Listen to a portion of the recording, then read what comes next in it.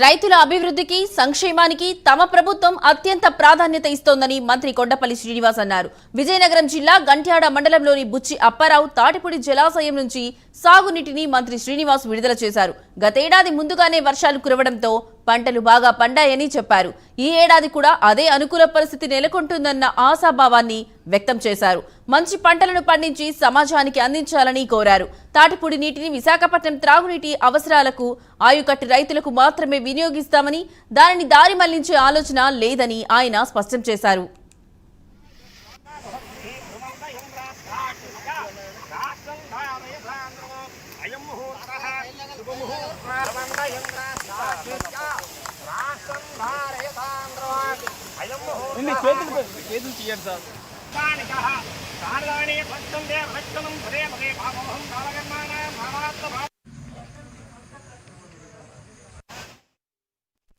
గత సంవత్సరం వరుణదేవుడు మనందరినీ కరుణించారు.